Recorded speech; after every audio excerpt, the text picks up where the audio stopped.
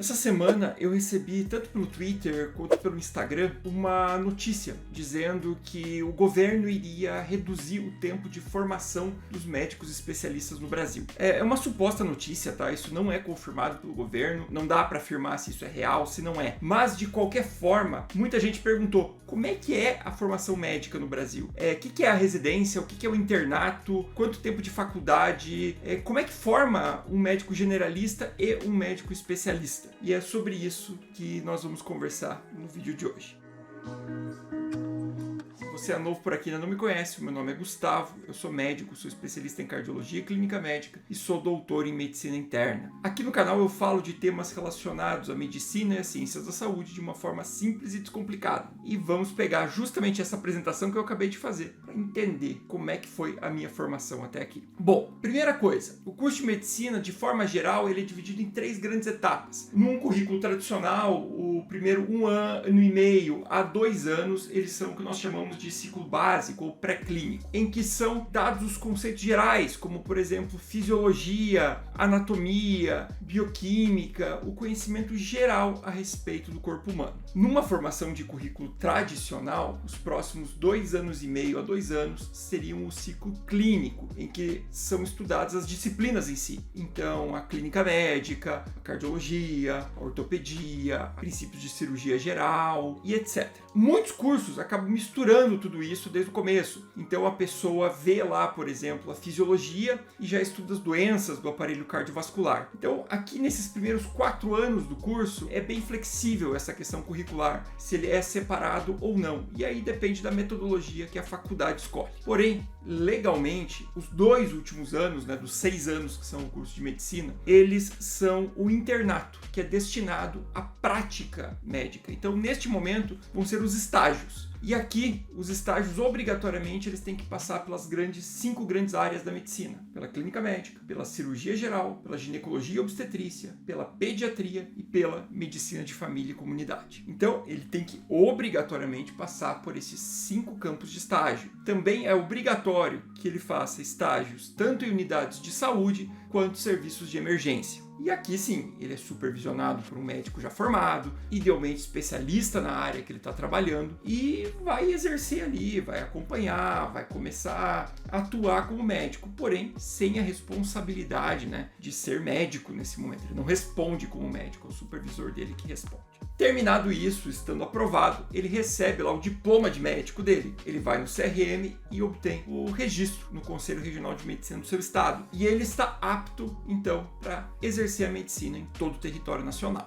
Lógico que registrando no CRM do estado específico que ele vai estar. E aqui ele pode fazer, a rigor, qualquer coisa da medicina. Se ele quiser ir lá fazer uma cirurgia cardíaca, ele pode, mesmo não sendo especialista em cirurgia cardíaca, ou uma neurocirurgia, ou cirurgia plástica. A princípio ele pode, só que ele vai responder legalmente se ele fizer besteira. E o fato de ele não ser um especialista provavelmente vai agravar isso. Ele pode se anunciar especialista aqui? Não. Pelo Conselho Federal de Medicina, ele tem que se anunciar como médico, simplesmente assim. Se ele não for especialista e se anunciar como especialista ou fizer referência a uma especialidade do tipo, eu trato doenças do coração. Ele não falou que é cardiologista. Ok, não pode fazer referência a nenhuma especialidade. Referência não pode fazer. Mas tudo bem. Ele é generalista, ele é médico, e como é que ele vai virar um especialista? Aí agora existem alguns caminhos que são liberados pelo CFM. O caminho 1 e mais tradicional, e que mundialmente é reconhecido como o padrão ouro, ou seja, o melhor padrão na formação do médico especialista, é a residência médica. A residência médica é um período que vai compor aí de 2 a 5, 6 anos, a depender da especialidade escolhida, em que a pessoa vai trabalhar como especialista. Veja que ela já é médica, ela já responde legalmente como médico. Ele não é mais um estudante, ele é um médico generalista que vai atuar como especialista, sendo supervisionado por outros especialistas, mas ele já responde como médico. A carga horária da residência médica no Brasil hoje, ela é de 60 horas semanais, só que muitas residências sim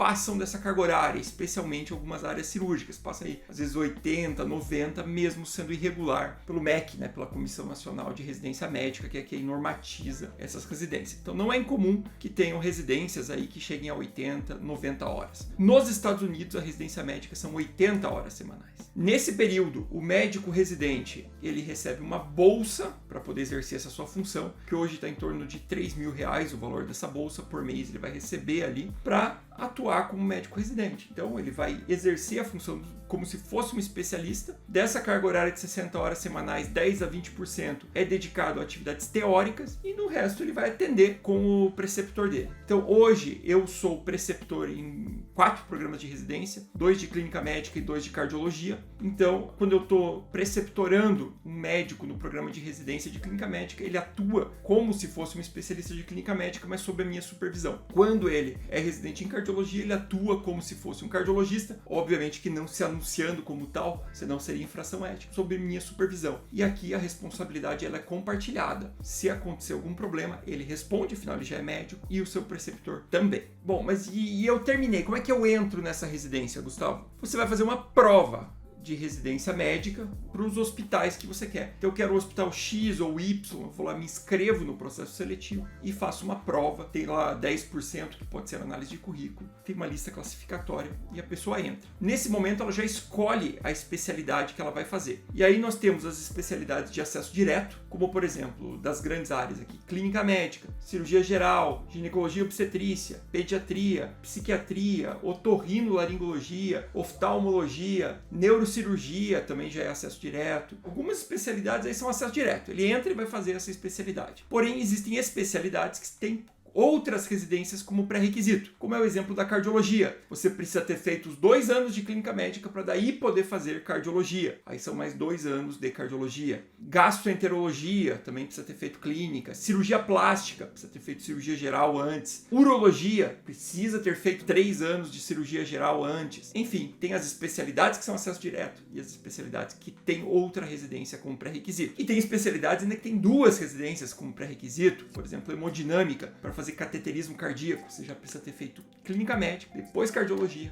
e aí hemodinâmica. Então entenda que realmente o tempo de formação do especialista no Brasil hoje ele é longo. No Brasil e no mundo, tá? Porque nos Estados Unidos, na Alemanha, em todos os países praticamente, o tempo de formação médica é esse. É a faculdade geral e depois os anos de residência. Existem outras formas no Brasil de obter o título de especialista? Existem. Outra forma possível seria você atuar não num programa de residência, mas atuar supervisionado por um cardiologista, sei lá, a pessoa está lá no interior e eu já sou cardiologista lá, ela fica trabalhando lá junto comigo, acompanhando o serviço de cardiologia e aí depois disso ela faz um teste de proeficiência, ela faz uma prova que se ela passar, ela obtém o título. Também é possível a pessoa fazer uma especialização daí, que aí não segue as regras da residência médica, né? Então não tem aquela carga horária lá obrigatória de 60 horas semanais, o programa às vezes ele é mais flexível, é bem mais amplo a questão da especialização no Brasil. A pessoa pode fazer a especialização e ao concluir a especialização receber lá o certificado que concluiu a especialização, mas veja que curioso, ela ainda não é especialista, ela precisa ir lá e fazer a prova. Feito a prova, aí sim tem o título de especialista. E você, Gustavo, como é que você fez? Bom, eu fiz 2 anos de residência em clínica médica. Ao concluir a residência de clínica médica, eu prestei uma nova prova e fiz 2 anos de cardiologia. Ao concluir a especialidade de cardiologia, eu recebi meu título de especialista em cardiologia. Ainda assim, eu prestei a prova de proeficiência de cardiologia e obtive também o título de cardiologia, não só pela residência, mas também pela Sociedade Brasileira de Cardiologia. É bem comum as pessoas fazerem isso por causa da questão societária, né? Para você ser membro titular da Sociedade de Cardiologia, você precisa ter o título de especialista. Eles não, apesar de você ser especialista só com a residência, eles não te aceitam como membro titular sem ter a prova de título. Por isso que eu acabei fazendo também a prova de título. E mestrado e doutorado, Gustavo, não são títulos que te conferem título de especialista, eles são títulos acadêmicos. E aí é realmente para formar para pesquisa, para produção de conteúdo científico, para dar aula em universidade. Enfim, é o fluxo do mestrado e doutorado que você tem aí nas outras áreas também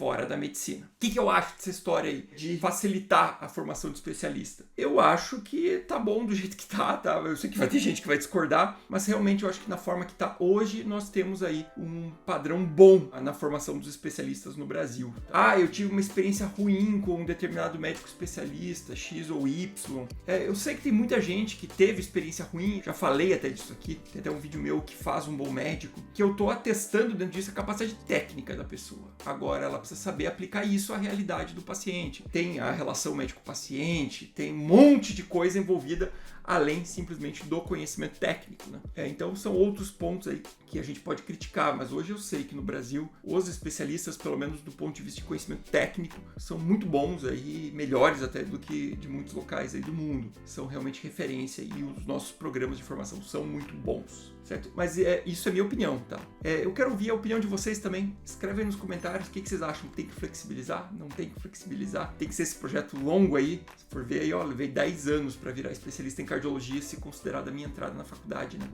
E aí, você acha que vale a pena encurtar isso? Não vale? Escreve aí nos comentários. Beleza? Muito obrigado e até o próximo vídeo.